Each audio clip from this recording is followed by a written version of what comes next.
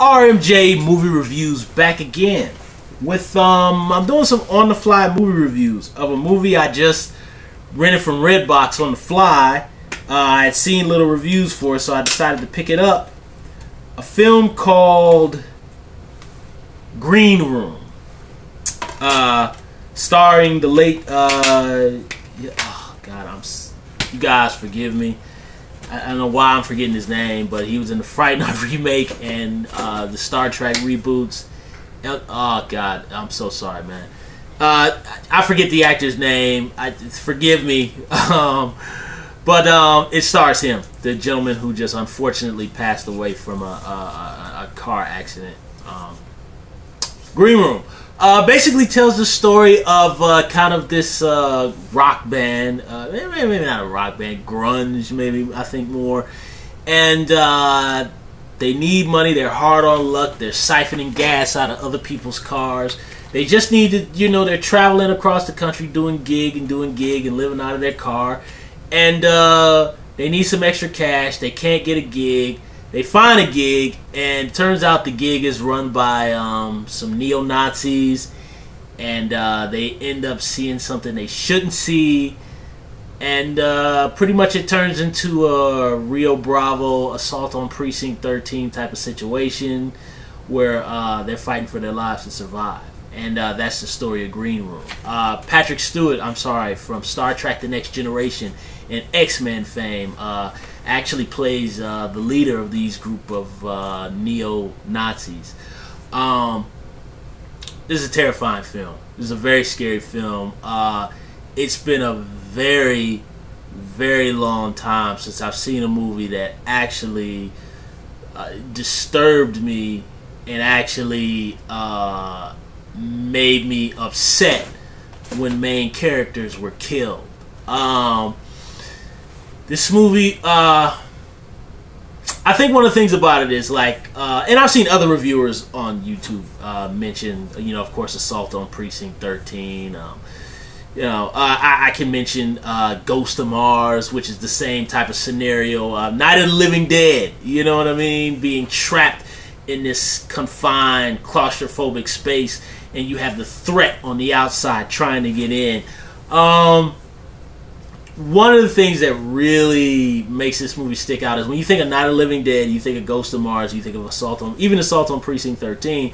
Although Assault on Precinct 13, the 70s version, is pretty gritty for its time. I love that movie, but kind of when you look at it now, it obviously with it being dated because it was made in the 70s, it doesn't feel as gritty, but it still is that very based on reality type of situation, regardless of the fact that the more they shoot the guys, they just keep coming through. Because in reality, if you see one guy go down, you're like, I ain't going up to that window. But either way, I think the fact that you make the villains based on real life hate groups, and also two real life hate groups that actually commit atrocities in real life, exactly the way imitated in the film, really just makes the film, it's chilling. It's a very chilling, very scary movie.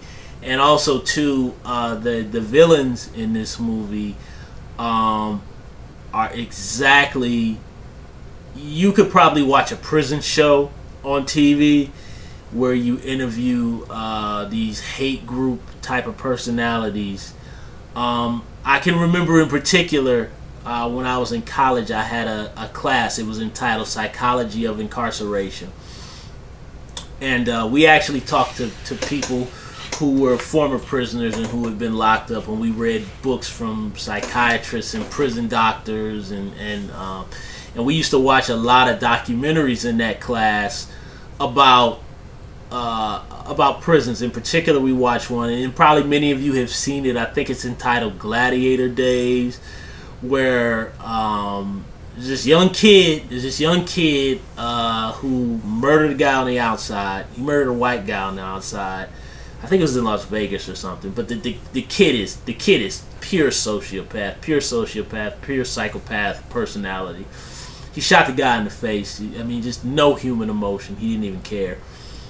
Then, anyway, long story short, I'm digressing with this story. I'm just relating it to the film. Either way, long story short, he ended up murdering this black dude in prison on camera. Another prisoner held his legs, and he stabbed the guy to death, killed him. And they did interviews with this guy later on, and it was one of the most appalling things I had ever seen. I felt lightheaded. I remember watching it. It gave me just this really disturbing, creepy, nauseated, just this very bad feeling that I couldn't get out of me after seeing him kill that guy. We saw the unedited version. We didn't see the version because sometimes I show a version on TV where it's blurred. The version we saw was the one where you actually see the knife as he sticks it into his head and he snatches it out of his head, and you actually see the dude. I mean, he just stabbed him here and here and here, and he just was crazy. But when you see him do interviews, you can look into his eyes and you see he's totally flat.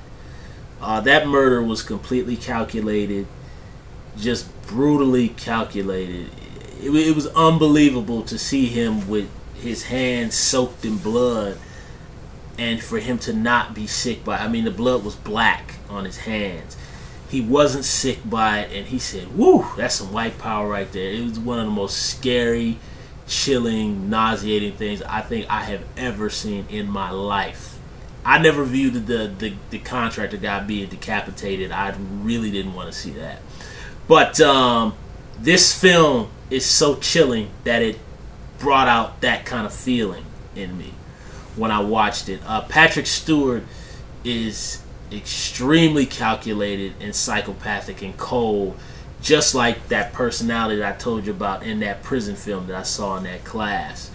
Every villain in this movie, minus one or maybe one and a half, have that exact same psychopathic, sociopathic, just full of rage, angry human being type of emotion.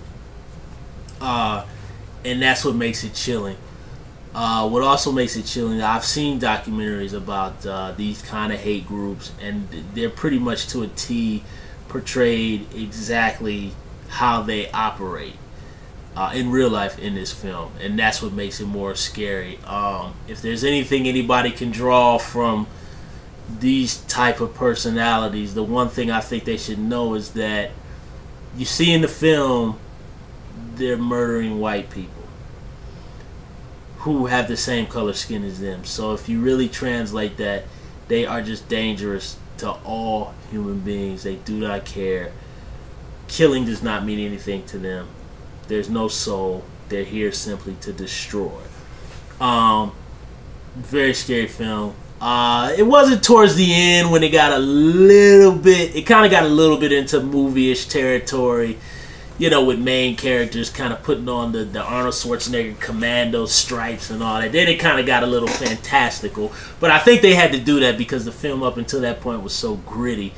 But it just feels real. Like, it really feels like if you were trapped in a situation like that, it really feels genuinely. I mean, when some of the characters died, I was pissed, and the ways they die is just like, oh god. Like, and it's done in a way. It's not like you watch Paul Verhoeven RoboCop, or you watch From Dusk Till Dawn Robert Rodriguez, where blood is flying and bodies and heads are bouncing on the floor and all that. This is very controlled and it feels very real. Somebody's stabbed, and they die. They really die in about as close as how it could be in reality. You're stabbed. And, it's chilling. One character is murdered by a pit bull. And that's the other thing too. It isn't these fantastical Friday the 13th type of kills. They sick a fight dog, and those fight dogs go for the throat. They kill, and that's one guy dies like that. I was actually surprised. I was very upset by that. Actually, two people get killed by the dogs.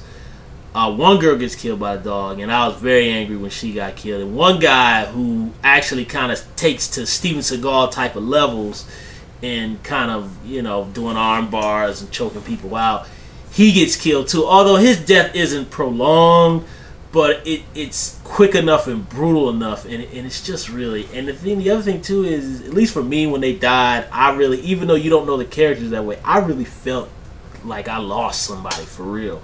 And there's a scene where at the end they're trying to, the Nazi guys are trying to set it up to make it look like it was some type of attack dog accident or whatever, and they're actually having the attack dogs gnaw on their dead bodies.